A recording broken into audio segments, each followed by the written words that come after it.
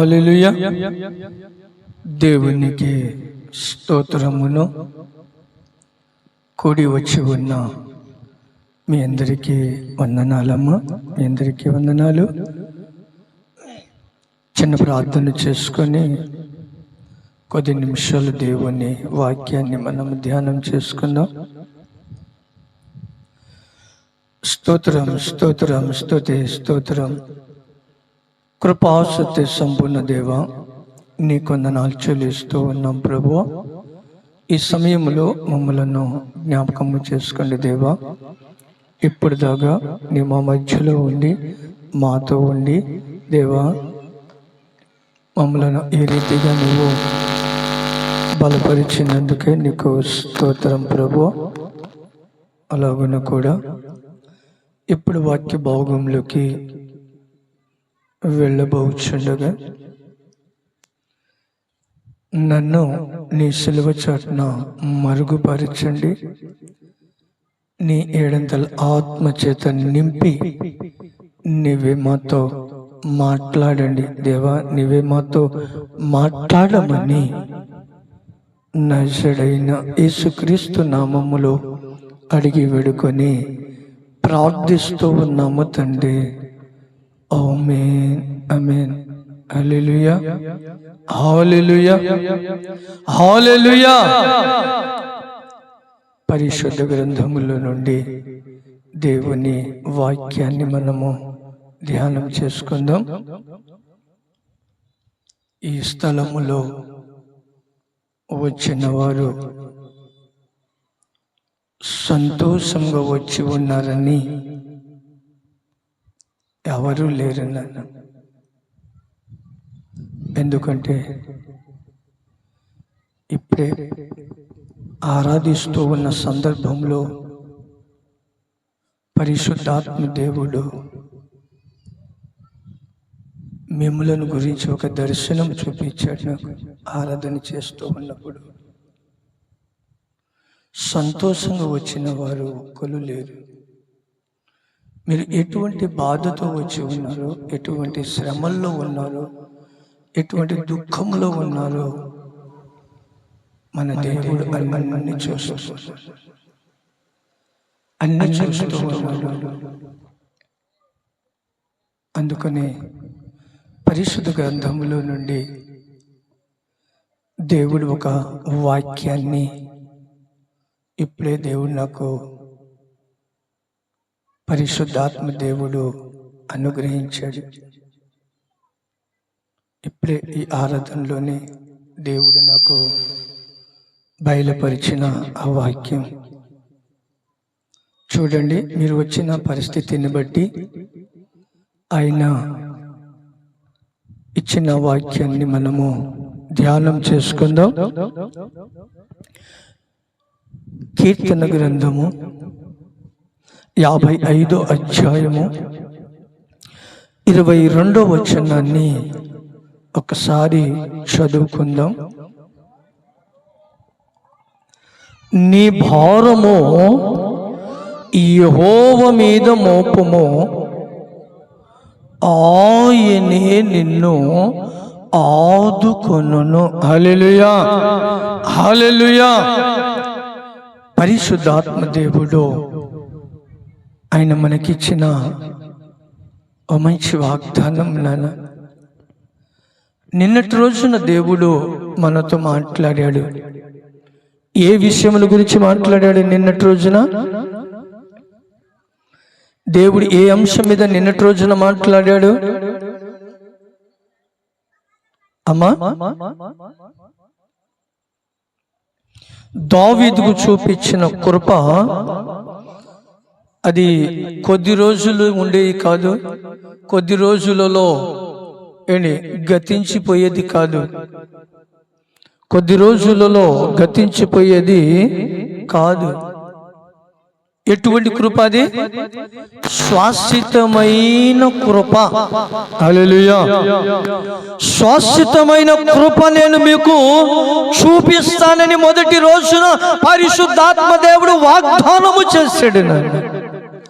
ఈరోజు ఆయన ఆ వాగ్దానమునే నిమిత్తము ఈరోజు మిమ్ములను గురించి ఈ వాక్యాన్ని దేవుడు నాకు ఇప్పుడు అనుగ్రహించిన వాక్యం ఇది. మీరు ఏ పరిస్థితిలో ఉన్నారో, ఎటువంటి దుఃఖములో ఉన్నారో, ఎటువంటి శోధనలో మీరు ఉన్నారో ఆయన అన్నీ కూడా చూస్తూ ఉన్నాడు. కనుక మీరు మొయ్యలేని ఆ భారాన్ని మొయ్యలేని పరిస్థితిలో ఉన్నారు, ఆ సమస్యను మీరు జయించలేని పరిస్థితిలో ఉన్నారు, మీకు మీరే వేదనతో ఉంటూ ఉన్నారు. కనుక ఆయన చూస్తూ ఉన్న దేవుడు ఇప్పుడు ఈరోజు నీతో మాట్లాడుతున్న మాట అండి, నీ భారము ఆయన మీద మోపండి. మీ భారములన్నీ ఆయన మీద మోపి ఆయన ఏం చేస్తా అంటున్నాడు? మిమ్ములను ఆదుకుంటాను అన్నాడు. హల్లెలూయా, హల్లెలూయా. మిమ్ములను ఆదుకున్న దేవుడు, మిమ్ములను బలపరిచే దేవుడు, మిమ్ములను ఆశీర్వదించే దేవుడు, మనల్ని కృప చూపించే దేవుడు ఆయన అంటున్నాడు, ఇప్పుడు మిమ్ములను నేను ఆదుకుంటాను. ఎప్పుడు ఆదుకుంటాను? ఎటువంటి పరిస్థితుల్లో మీరు ఉంటే మిమ్మల్ని నేను ఆదుకుంటాను. ఆయన వాక్యము ద్వారాగా మనతో మాట్లాడుతున్న చూడండి. ఒక్క 2 విషయాలు నేను మీకు చూపించి త్వరగా నేను కార్యక్రమాన్ని ముగించడానికి ప్రయత్నం చేస్తాను. ఎందుకంటే ఎక్కువ సమయము నేను తీసుకోను. ఒక వాక్యము చాలు దేవుడిది. హృదయం కదిలింపబడాలంటే, నువ్వు ఆశీర్వదింపబడాలంటే గంటలు గంటలు తరబడి మేము ఎంత మైకు పట్టుకొని మొత్తుకున్నా కాలువలో నిలబడని నీళ్ళ కోసము ఎంత ప్రయాసపడినా ప్రయోజనమో లేదు. నిలబడగలిగిన నీటిని దానికోసం ప్రయాసపడితే అది కాలువ కట్టకపోయినా నిలబడిపోద్ది. హల్లెలూయా. అందుకోసము సమయం ఎక్కువ తీసుకొని జాగ్రత్తగా ఆలకించండి. 2 విషయాలు చెప్తాను. మిమ్మల్ని ఆదుకోవాలి అనుకుంటే ఆయన ఇచ్చే ఆశీర్వాదం, ఆయన మీ దగ్గర ఏం కోరుకుంటాడో ఆయన ఆదుకుంటానికి మొదటి పాయింట్గా చూడండి. ఆయన కీర్తన గ్రంథములో 50వ అధ్యాయము 15వ వచనాన్ని ఒకసారి చదవండి. కీర్తన గ్రంథము 50వ అధ్యాయము 15వ వచనము. ఆపత్కాలమున నీవు నన్ను గూర్చి మొరపెట్టుము, నీవు నన్ను గురించి మొరపెట్టుము, నేను నిన్ను విడిపించెదను, నేను నిన్ను విడిపించెదను. హల్లెలూయా, హల్లెలూయా. దేవుడు ఇప్పుడు అడుగుతున్నాడండి, ఆయన ఏం చేయమంటున్నాడు? ఇప్పుడు ఆయన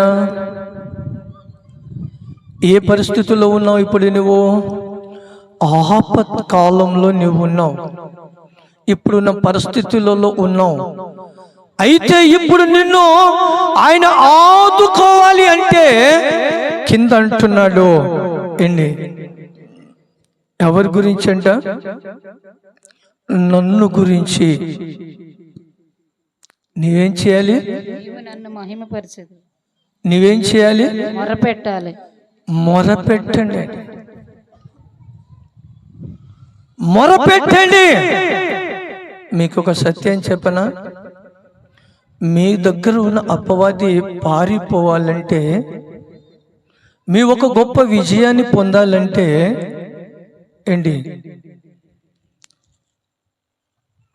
ఏం చేయాలి? మీరు మొరపెట్టాలి, మొరపెట్టాలి.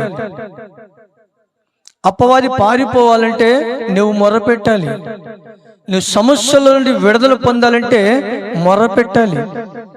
అందుకనే 4 రకాలైన మొర దేవుడు పరిశుద్ధ గ్రంథంలో చెప్పాడు. ఎటువంటి మొర మనము దేవునికి చెల్లించాలి? విసుకక, ఎడతెగగా, ఇంకా నిత్యము, ఇంకా హల్లెలూయా. ఎందుకు దేవుడు దీన్ని ఎంతగా ప్రాధాన్యత ఇచ్చాడో తెలుసా? అపవాదికి తరిమి కొట్టాలి అంటే ఒకటే ప్రార్థన. తన శిష్యులు ప్రభు దగ్గరికి వచ్చి అడుగుతున్నారు. వారికి మంచి ట్రైనింగ్ ఇచ్చి పంపించాడు. మీరు సర్వలోకానికి వెళ్ళి సువార్త ప్రకటించండి అయ్యా అని చెప్పి పంపిస్తే వాళ్ళు వెళ్ళిన చోటల్లా ఫెయిల్ అయిపోయారు. వాళ్ళు వెళ్ళిన చోట్లల్లో ఫెయిల్ అయిపోయారు శిష్యులు. అప్పుడు సమస్యలో ఉన్న వ్యక్తి వచ్చి అంటాడు, అయ్యా నేను ఒక సమస్యలో ఉండి నువ్వు పంపించి ఉన్న నీ శిష్యుల దగ్గరికి మేము వెళితే వారి ద్వారాగా ఈ అపవిత్రాత్మ వదిలిపోలేదయ్యా, అందుకని నీ దగ్గరికి వచ్చాము, నీ యొద్దకి వచ్చాము అని ఆయనను వచ్చి వేడుకున్నాడు. అప్పుడు ఆయన చిన్న ప్రార్థన చేసి ఆ సమస్యలో నుండి విడుదల చేసినప్పుడు ఈ శిష్యులు అన్నారు, అయ్యా మేమెళ్ళి వదిలించాము, కానీ అది మా ద్వారా వదల్లా. మరి ఇది నీ దగ్గరికి రాగానే వదిలిపోవడానికి కారణం ఏంటయ్యా అని అడిగితే ప్రభు ఇచ్చిన సమాధానము, ఇది దేనికి సాధ్యం? ప్రార్థనకి మాత్రమే సాధ్యము. హల్లెలూయా. ప్రార్థనకి మాత్రమే ఇది సాధ్యము. చూడండి, మీరు ఎక్కువగా విశ్వాసులలో ఉన్న లక్షణాలు నేను చెప్పనా? ఇటువంటి మీటింగ్స్లకి దేవుడు ఇచ్చిన వాటిలలో గుప్పిలిపుతారు. పని విషయంలో బాగా పని చేస్తారు. ప్రార్థనకి వచ్చే విషయంలో చూడండి ఎక్కువగా వస్తూ ఉంటారు. అమ్మా ప్రార్థన చెయ్యి అంటే ఒకసారి ఆలోచించండి మీరు. అమ్మాని ప్రార్థన చేయమంటే కొంతమంది ఏమంటారు, నాకు రాదు పాస్టర్ గారు, నాకు రాదు పాస్టర్ గారు. ఇక్కడ ఏమంటున్నాడు ఆయన? నీవు ఉన్న ఆపత్కాలములలో ఏం చేయాలి? నువ్వు మొరపెట్టు. నువ్వు ఎవరు మొరపెట్టాలి? ఎవరు మొరపెట్టాలి?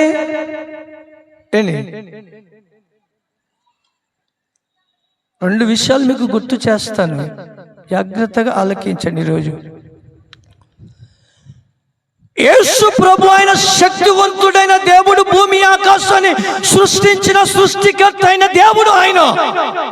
ఆయనకి అవసరమా ప్రార్థన?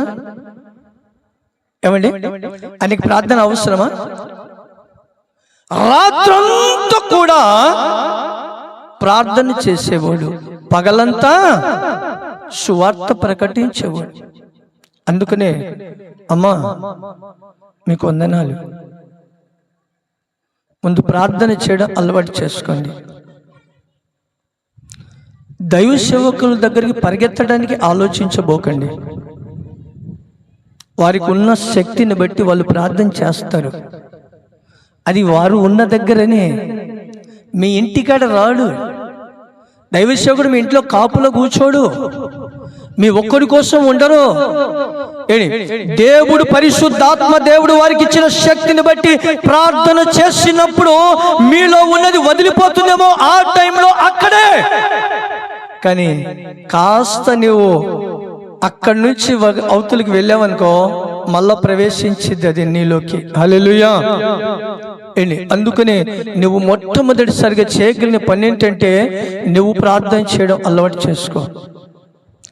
నువ్వు ప్రార్థన చేయడం అలవాటు చేసుకో. ముందు ఇక్కడ అంటాడు ఆయన, నువ్వు ఆపత్కాలమున ఆయన నిన్ను ఆదుకోవాలి అంటే ఆస్తి గారు ప్రార్థన చేస్తాడని రాయబడిందా? ఏంటి దైవజనుడు ప్రార్థన చేస్తాడని రాయబడిందా? ఏంటి ఆయన ఒక గొప్ప శక్తివంతుడని చెప్పి ఆయనకి ప్రార్థన చేస్తే నేను బాగుపడతానని రాయబడిందా? మీ నిమిత్తము ప్రార్థన మాత్రమే చేస్తాడు ఆయన. హల్లెలూయా. ఆ ప్రార్థన మీలోకి రావటానికి అంటున్నాడు ఆయన.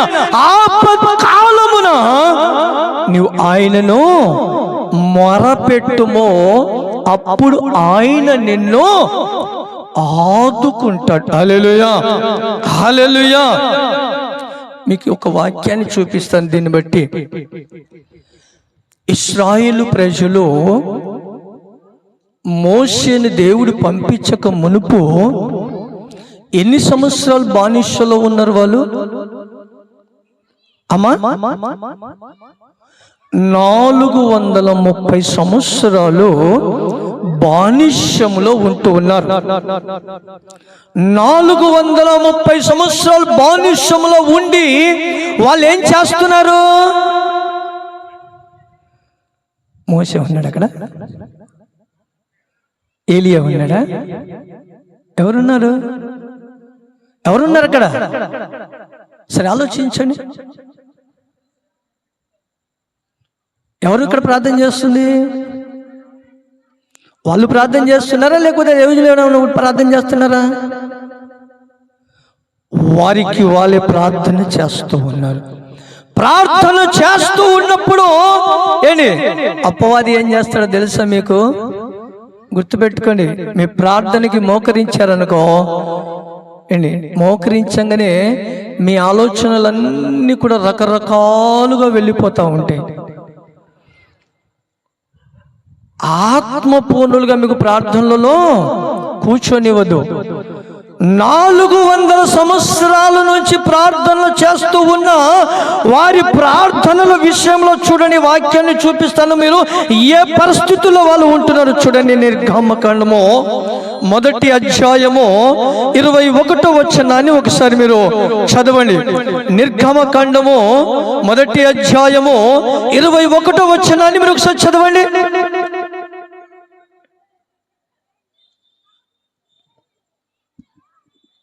ఆ మంత్రసానులు దేవునికి భయపడినందున ఆయన వారికి వంశాభివృద్ధి కలుగజేసెను. అయితే ఫరో హెబ్రీయులలో పుట్టిన ప్రతి కుమారుని నదిలో పారవేయుడి, ప్రతి కుమార్తెను బ్రతుకనీయుడి అని తన జనులందరికీ ఆజ్ఞాపించెను. లేవి వంశస్థుడొకడు వెళ్ళి లేవి కుమార్తెను వివాహము చేసుకొనెను. ఇంకా కొద్దిగా పైన చదువుమా, 16వ వచనం చదవండి ఒకసారి.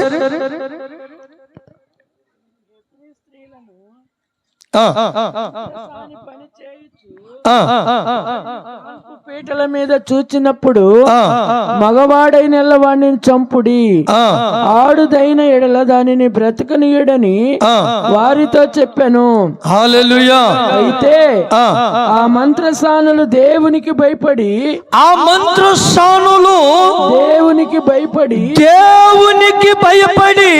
ఐగుప్తు రాజు తమకు ఆజ్ఞాపించినట్లు చేయక మగపిల్లలను బ్రతకనీయగా ఐగుప్తు రాజు ఆ మంత్రసాలను పిలిపించి, మీరెందుకు మగపిల్లలను బ్రతకనిచ్చితిరి? ఈ పని ఎలా చేసితిరని అడిగెను. హల్లెలూయా. అందుకు ఆ మంత్రసానులు, హెబ్రీ స్త్రీలు ఐగుప్తు స్త్రీల వంటి వారు కారు, వారు చురుకైన వారు. ఎటువంటి వారంట? చురుకైన వారు. ఏ విషయంలో?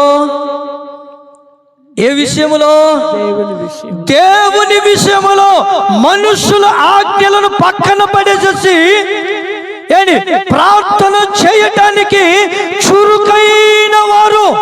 హల్లెలూయా.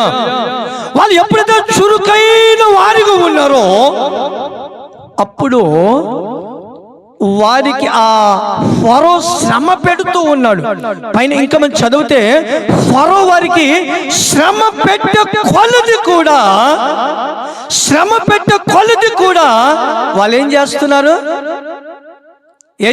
వాళ్ళు ఎక్కువగా ప్రార్థన చేస్తూ ఉన్నారు.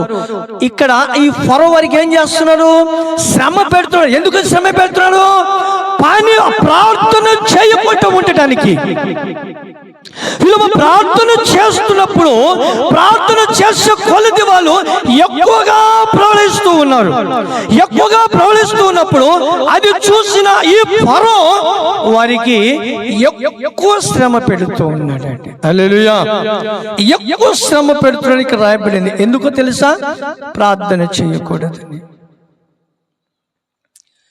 ప్రార్థన చేయకూడదని ఎక్కువగా శ్రమ పెడుతూ ఉన్నాడు. ప్రార్థనకి కూర్చొనియకుండా మీ తలంతులను మారుస్తూ ఉన్నాడు. కనుక మనం చేయగలిగిన ఎన్ని శ్రమలు వచ్చినా, ఎన్ని బాధలు వచ్చినా ఏంటి మనం ఏం చేసేవారిగా ఉండాలి? ప్రార్థన. హల్లెలూయా, హల్లెలూయా. ప్రార్థన, దేవునికి మొరపెట్టేవారిగా ఉండాలి. మరొక విషయాన్ని చూపిస్తాను. ఒక సమస్య సంఘానికి వచ్చిందండి. ఒక సమస్య వచ్చింది.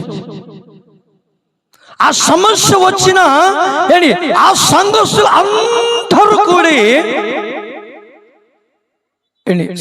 అందరూ కూడి వాళ్ళు ప్రార్థన చేయుచున్నారు. హల్లెలూయా. అపోస్తుల కార్యంలో మనం చూస్తే పేతురు చెరసాలలో ఉన్నప్పుడు సంఘం అంతయు కూడి మన దైవజనుని ఎలా మనము బయటికి తీసుకురావాలి, ఏం చేయాలి, ఎవరి దగ్గరికి వెళ్ళాలి, ఎలా చేయాలి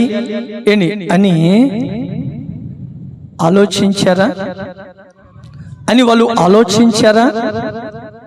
అక్కడ చేయించిన పనేంటి? వాళ్ళు చదవండి ఒకసారి వాక్యము. ఆ వాక్యాన్ని ఒకసారి చదవండి. అపోస్తుల కార్యము 12వ అధ్యాయము. పేతురు చెరసాలలో ఉంచబడెను. సంఘమైతే అతని కొరకు అత్యాశక్తితో దేవునికి ప్రార్థన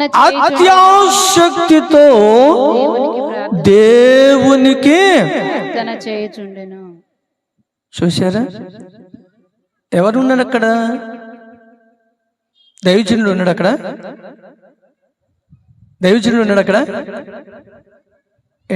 ఎవరు ప్రార్థిస్తున్నారు అక్కడ?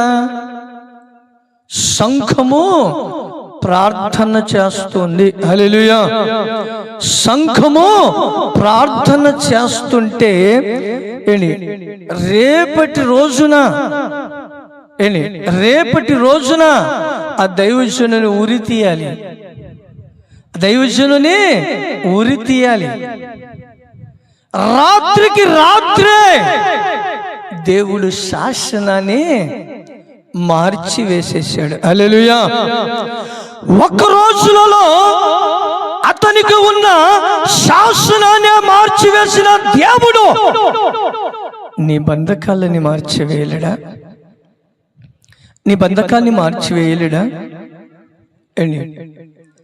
దేంట్లో ఉంది శక్తి? ఇప్పుడు ప్రార్థనలో శక్తి. హల్లెలూయా. ప్రార్థనలో శక్తి. ఇంకొక విషయాన్ని మీకు చూపిస్తున్న ప్రార్థన గురించి. మరొక దైవజనుడు ఆయన ఇంకొక దైవజనుని గురించి చెబుతూ ఉన్నాడు. ఒక దైవజనుడు ఉండి మరొక దైవజనుని గురించి బయలుపరుస్తున్నాడు. ఆయన ఎటువంటి మనుష్యుడో తెలుసా?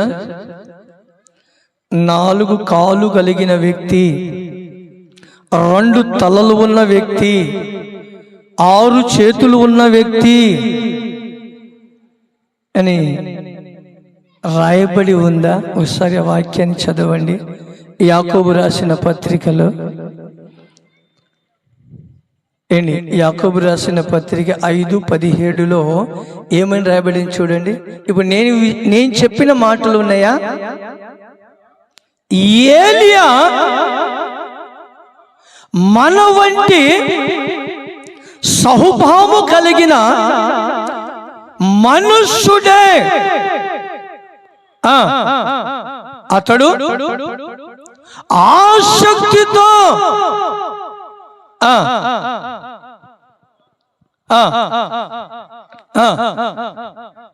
హల్లెలూయా. ఇప్పుడు ఆకాశం పెద్దదా, మనం పెద్దవాళ్ళమా? చెప్పండి. ఆకాశమే పెద్దది. పెద్ద ఆకాశాన్ని ఇతని ప్రార్థన ఆపివేసేసిందంటే మన ప్రార్థన మన కుటుంబంలో ఉన్న సమస్య తొలగించలేదా ఏంటి? మన కుటుంబంలో ఉన్న సమస్య తొలగించలేదా? మనకున్న దుఃఖాన్ని నాట్యంగా మార్చలేదా? ఆయన ఒక్కని ప్రార్థన ఈ ప్రపంచం మొత్తానికి మూసేసేసింది.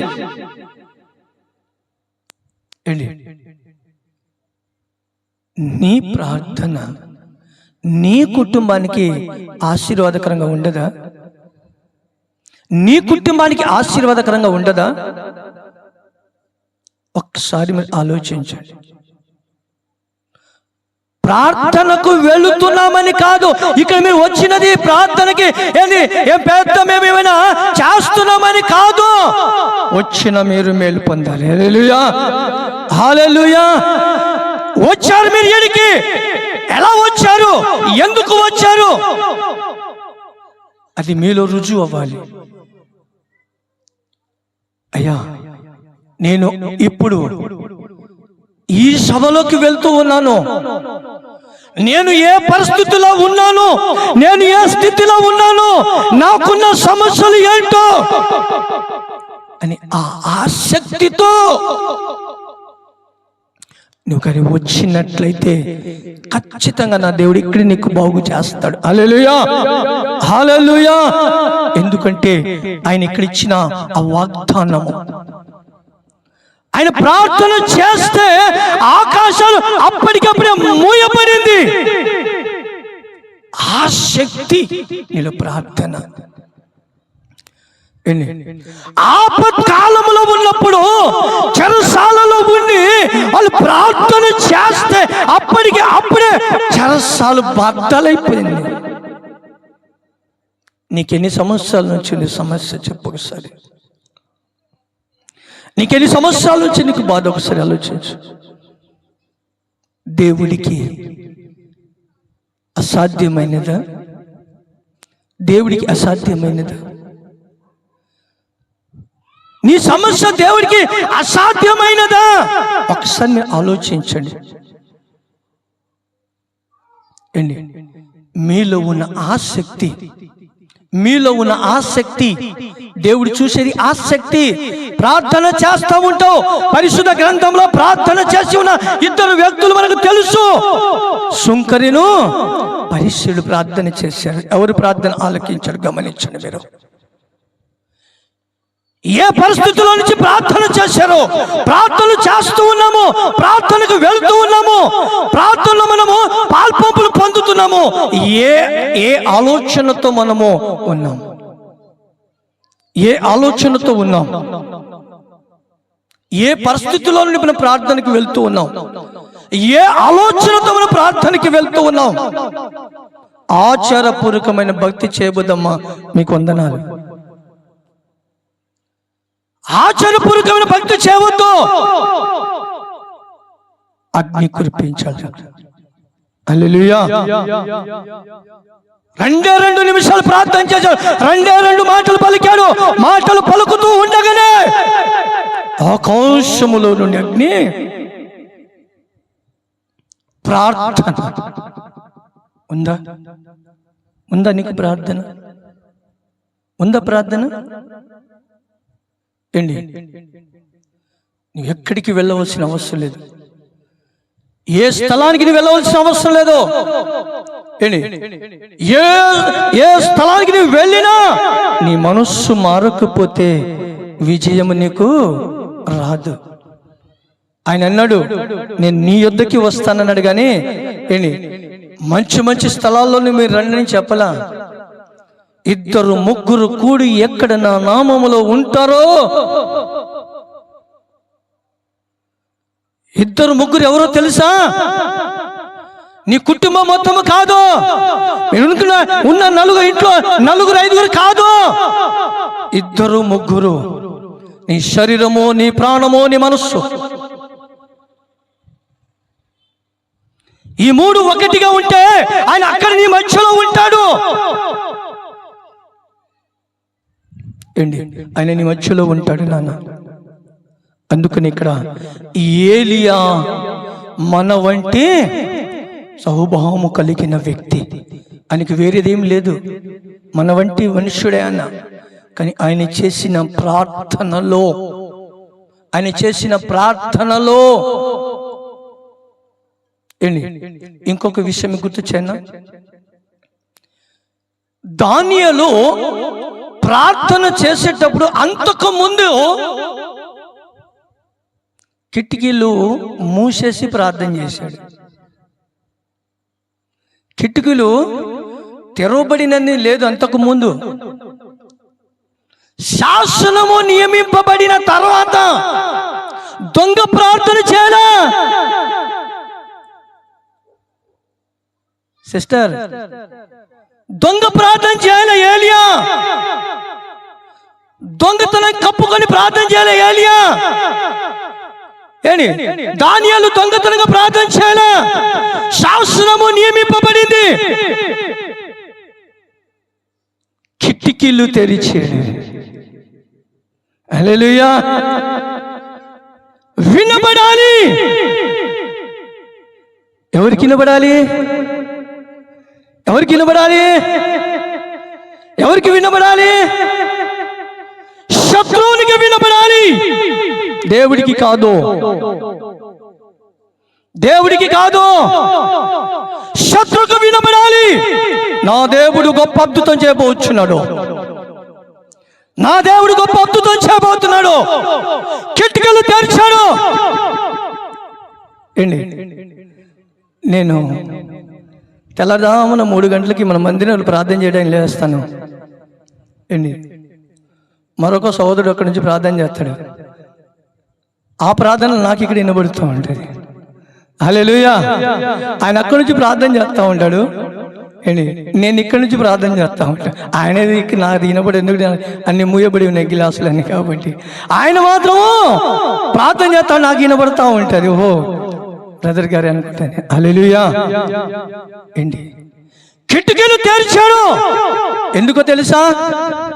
శత్రుకు వినబడాలి. నీలో ఉన్న శక్తి, నీలో ఉన్న దేవుని పరిశుద్ధాత్మ శక్తి ఆ అపవాదికి వినపడాలి. అప్పుడే ఆయన వచ్చాడు.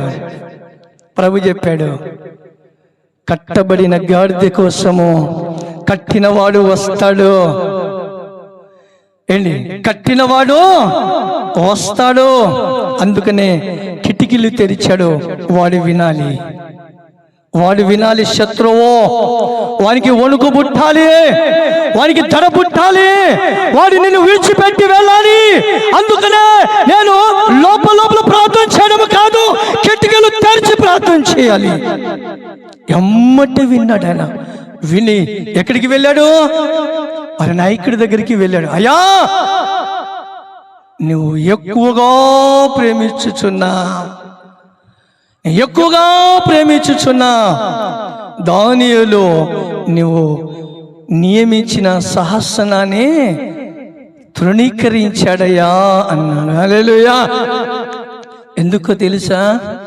దానియేలుకి తెలుసు, ఈ అపవాది చేసిన కుమ్ముక్కని ఆయన విడుదల కలగ చేస్తాడని. హల్లెలూయా. అపవాది బంధకాలు తగ్గింపబడాలంటే అపవాదికి వినపడాలి. ఆమెకి వినపడడానికే ఆయన గట్టిగా ప్రార్థన చేశాడు. నువ్వు ప్రార్థన చేయడం నేర్చుకో. ప్రార్థనకి వెళ్ళడం కాదు, ప్రార్థన చేయడం నేర్చుకో. ప్రార్థన చేయించుకోవడం కాదు, ప్రార్థన చేయడం నేర్చుకో. ఏంటి? ఒక్కడి దగ్గర పుచ్చుకోవడం కాదు. పుచ్చుకున్నాడు గొప్పవాడా? ఇచ్చేవాడు గొప్పడా? అర్థం చేసుకోండి. ఇచ్చేవాడు గొప్పడా? పుచ్చుకున్నాడు గొప్పడా? ఇచ్చేవాడు. నువ్వు ఇచ్చేవానిగా తయారవ్వాలి. హల్లెలూయా. ఏమి ఇవ్వాలి? నువ్వు ప్రార్థన శక్తి. నువ్వు ఇచ్చేవారికి నిలబడాలి, కానీ పుచ్చేవారికి నువ్వు. పుచ్చుకునేవాడు ఎటువంటి వాడు? ఇప్పుడు మీకు వివరణ ఇస్తాను. పుచ్చుకునేవాడు ఎటువంటి వాడు? బలహీనుడు. బలహీనుడు పుచ్చుకునేవాడు, బలవంతుడు ఇచ్చేవాడు. హల్లెలూయా. ఇప్పుడు దేవుని సన్నిధిలో మీరు ఎలా ఉన్నారో ఆలోచించండి. ఇప్పుడు దేవుని సన్నిధిలో మీరు ఎలా ఉన్నారో ఆలోచించండి. ఇచ్చేవారిగా మనము ఉండాలి. ఏమి ఇచ్చేవారిగా ఉండాలి? ప్రార్థన శక్తి. హల్లెలూయా, హల్లెలూయా. అటువంటి శక్తి కలిగిన వారమై ఉండాలి. మొదటి పాయింట్ ఏం కలిగి ఉండాలి మనము? ప్రార్థన. హల్లెలూయా, హల్లెలూయా. ప్రార్థన చేయనియకుండా ఫరో ఇశ్రాయేలు ప్రజలను మాటి మాటికి వారికి అణిచివేస్తూ ఉన్నాడు. అయినను వాటిని ఎదిరించి ప్రార్థన చేయగలిగారు వాళ్ళు. హల్లెలూయా. రెండు విషయాన్ని మీకు చెప్తాను, వినండి.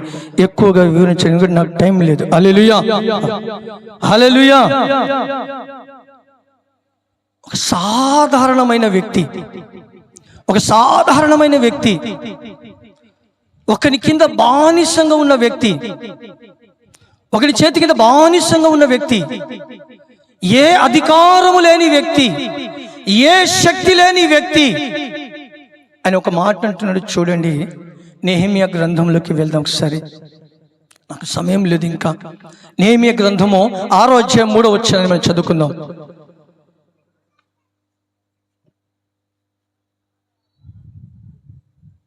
చదువు. మీరు లేట్ చేస్తే నాకు లేట్ అయింది. అందుకు నేను చేయు పని. మీ అందరికీ వందనాలమ్మా, మీ అందరికీ వందనాలు. ఏమంటున్నాడు ఇప్పుడు ఆయన? నేను చేసే పని గొప్పది.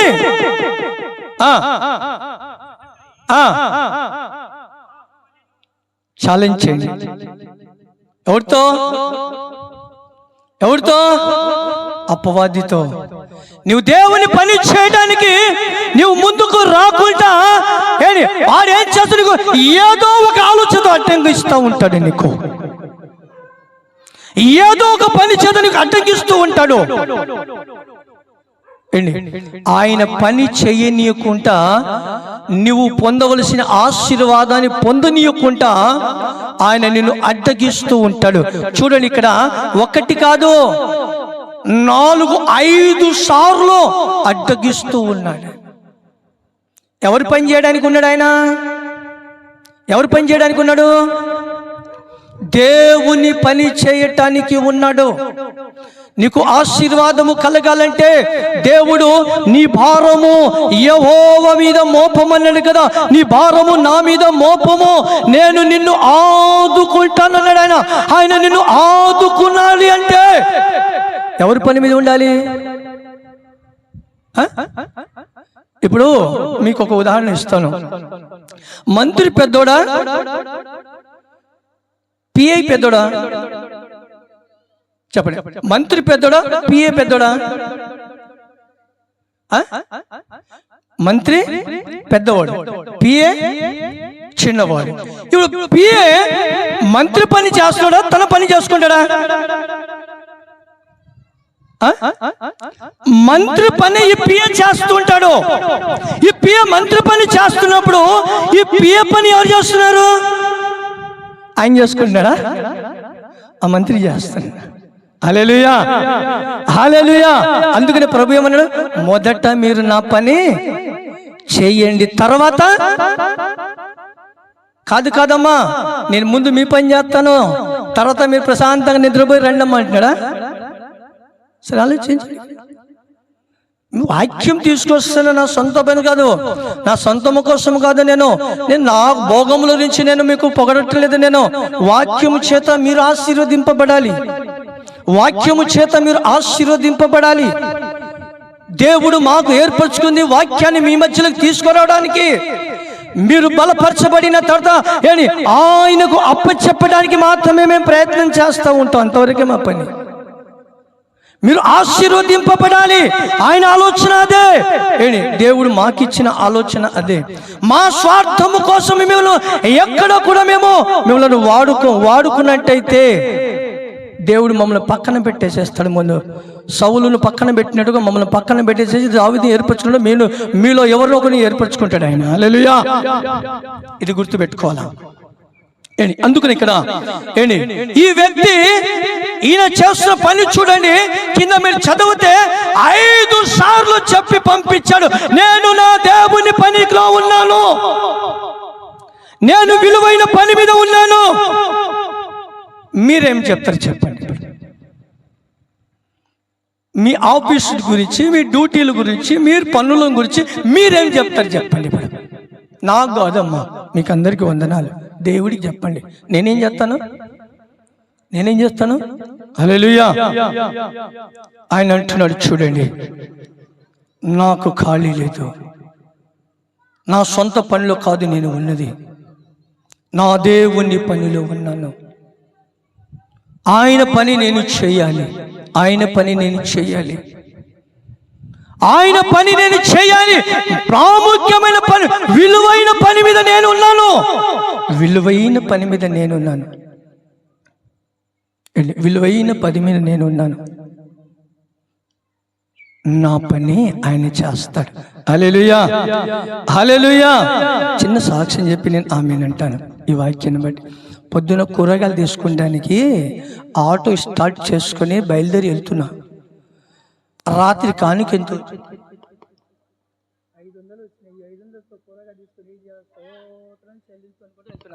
హల్లెలూయా.